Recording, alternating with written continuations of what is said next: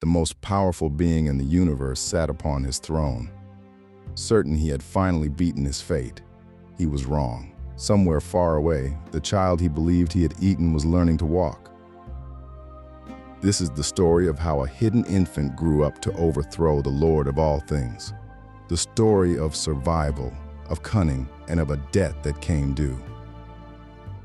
When we last left the cosmos, the Titan king Cronus had done the unthinkable to escape a prophecy. He had swallowed each of his newborn children whole, alive into the dark of his own body.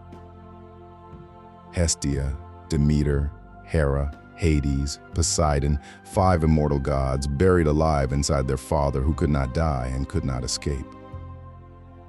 But when the 6th child was due, his queen Rhea broke. She fled to Crete, bore the boy in secret, and tricked the king with a stone wrapped in swaddling clothes. Cronus swallowed the rock without ever looking, certain he had eaten his last and most dangerous child, and so he believed the prophecy was dead. He was the strongest power in creation. He had outwitted the very curse of his father. There was only one thing he had failed to do. He had failed to look. For far across the wine-dark sea, on the green island of Crete, the real 6th child was alive, hidden in a cave on a wooded mountainside, and growing.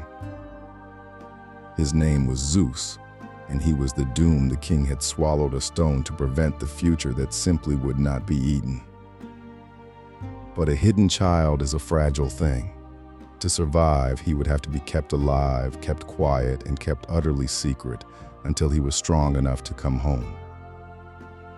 This is the story of how he did exactly that, how the secret heir of Zeus grew up and came back for everything that had been stolen.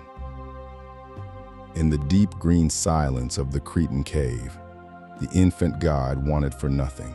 The earth herself had hidden him, and the wild and gentle things of the island rose to keep him. A wondrous she-goat named Amaltheia gave the child her milk, rich and warm and humming with divine strength, so that he drank in power with every feeding. Wild bees of the high meadows brought him their golden honey, and gentle mountain nymphs, the daughters of Melesius, cradled him and rocked him day and night. Later storytellers loved one tender detail. One day the playing child gripped the goat's horn too hard and broke it clean away, and from that broken horn poured fruit and grain without end. The Greeks called it the cornucopia, the horn of plenty, the very emblem of abundance born in the cradle of a hidden child. The future, even in hiding, overflowed. But abundance makes noise, and so does a baby. And the king, for all his blindness, still had ears. A single thin cry on the wind could undo everything. So the cave was guarded by fierce young divine warriors called the Kouretes, and whenever the infant wailed, they leapt into a wild, thundering, armored dance. They beat their bronze spears upon their bronze shields again and again, raising a fierce ringing clamor loud enough to swallow every cry. So the king upon his far throne heard only silence. And so, behind a wall of dancing thunder, the child grew. Not slowly, as mortal children grow, but with the swift and terrible speed of a god. The infant became a boy. The boy became a youth, strong-limbed, bright-eyed, and crackling with a power even he did not yet understand. The Greeks themselves argued for centuries about where all this happened. The Cretans swore it was their island, though the poet Callimachus laughed that Cretans are always liars. Others placed his cradle in the mountains of Arcadia, but wherever the green cave truly stood, the truth of it was the same. Somewhere on the earth, the heir was growing strong. He ran the high meadows and learned his own strength against the rocks and the storms. But a question was beginning to burn in him. Who am I, truly, and why was I hidden? He was no longer a child to be rocked and hidden. He was a young god, restless and strong, and the cave that had saved him now felt like a cage. He needed to know the truth. And so his mother came to him at last. Rhea, the queen who had carried him to safety, wept for 5 lost children, and hidden the 6th, came to tell her son who he truly was. She told him of the prophecy, of the king who had eaten his own children to escape it, of the swaddled stone and the secret flight and the cave that had kept him alive. And then she told him the hardest thing of all, that he was not an only child, that he had 5 brothers and sisters, and that every one of them was still alive.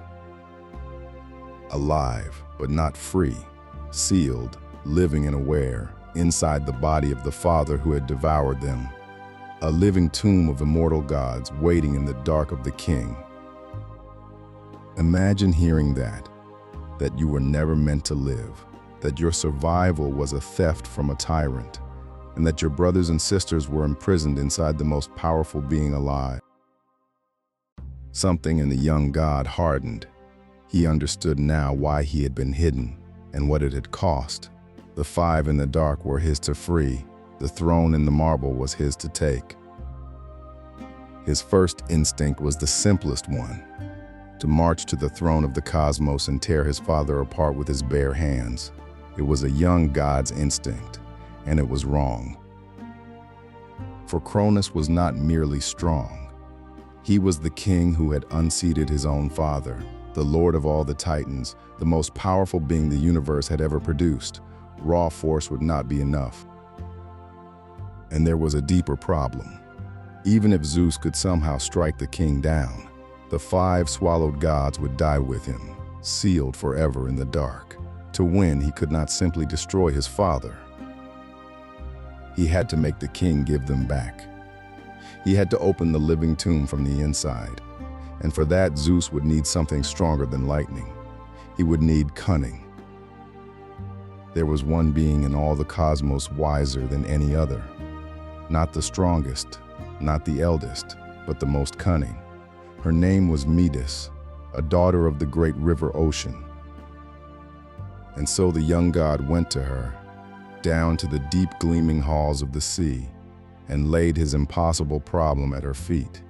How do you defeat a king you cannot overpower? Metis listened, and she smiled, the slow smile of someone who has already seen the answer. You do not break such a king, she told him. You do not outfight him. You let him defeat himself. The king's greatest weapon was his appetite, the same hunger that had swallowed his children. So Metis turned that hunger into the trap and brewed a potion, a drug, to force the king to give back everything he had taken.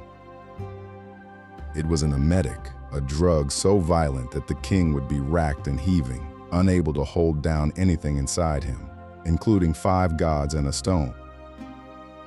But a king does not take a cup from a stranger he fears. The potion had to be placed in his hand by someone he trusted, or someone he never thought to suspect. And here Zeus made the boldest choice of all. He would carry the cup himself, walk into the very throne room where his siblings had been devoured, disguised and unknown, a humble servant. In the popular telling, his mother Rhea helped him, for who better to slip a cup into the king's hand than the queen who had fooled him once before? The trickster would be tricked again. It was a plan built entirely on the king's own flaws, on his pride that would never imagine a servant could threaten him, on his greed that would take a cup without thinking. And so, with the potion hidden beneath his cloak and his mother at his side, the secret heir set out for the throne of the cosmos to win his first victory, not with thunder, but with a lie. The throne hall of Cronus was cold and vast, all marble and gold, and there sat the king, older now, heavier with certainty, lord of a cosmos he believed he had made safe forever. Into that hall walked a quiet servant in a plain cloak, head bowed, bearing a cup. The king did not look twice. Why would he? He had eaten every threat the world could offer. The servant climbed the steps of the throne and held out the cup, and the son looked for the first time into the face of the father who had tried to eat him. The king saw nothing, Cronus took the cup. He raised it to his lips, the same lips that had swallowed 5 of his children, and suspecting nothing, he drank it down to the dregs. For a moment, nothing. The king lowered the cup, and then it hit him, a violent, wrenching spasm that doubled the Lord of the Cosmos over upon his own throne. The drug of Metis tore through him.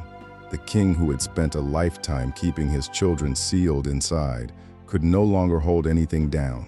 The living tomb was about to be opened from within. The first thing the king brought up was the stone, the great gray rock he had swallowed in Zeus's place all those years ago, came heaving back into the light of the hall. The king, who never looked at what he swallowed, now saw, at last, the rock he had mistaken for his son, the proof of how completely he had been fooled, lying at his own feet. And then came the children. First Poseidon, lord of the restless waters, rising whole and full-grown from the dark, not a swallowed newborn, but a god in his strength. Then Hades, dark lord of the unseen depths. Then Hera, regal and blazing. Then Demeter, golden as the harvest. One by one, the swallowed gods came back into the world, alive and unharmed.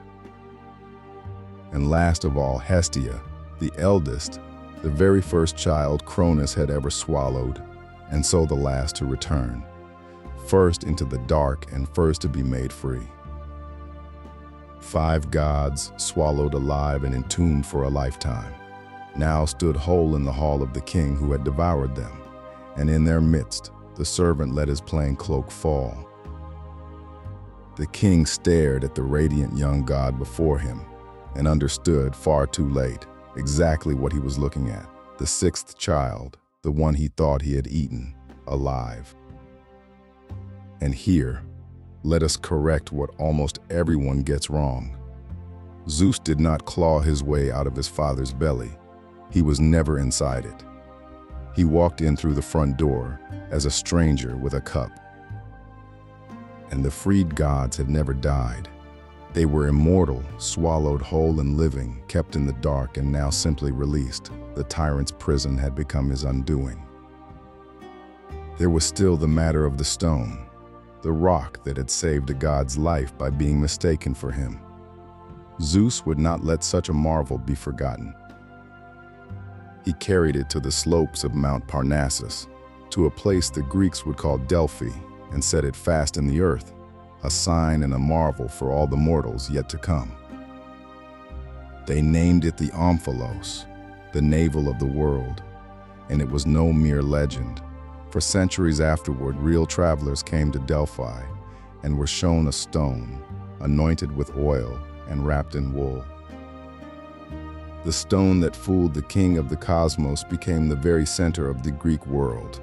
Proof, written in rock, that the mightiest being alive had been outwitted by a mother, a goddess, and a cup. And so the tide of the cosmos had turned. The 5 swallowed gods were free. The secret heir stood revealed, and the wisdom of Metis had done what no thunderbolt could.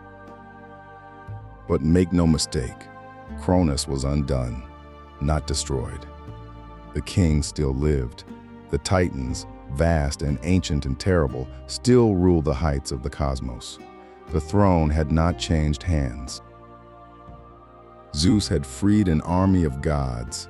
Now he would have to lead them against the most powerful beings in creation, his own father, and the Titans, for the rule of everything. Think on what had truly happened. A baby hidden in a cave had grown into the one being who could undo the tyrant of the universe, and had done it first, not with force, but with wit. For the future, a tyrant tries to erase does not merely survive. It is nursed in secret. It grows in the dark, and it returns, and the cruelty meant to stop it becomes the reason it wins. The cannibal king had given everything back. The Olympians were born again into the light, and now, with an army of freed gods at his side, the secret heir would come to claim the throne by war. Thank you for watching. If this tale stayed with you, subscribe A new myth arrives every week, and you won't want to miss what comes next. Until then, may the old stories keep their hold on you.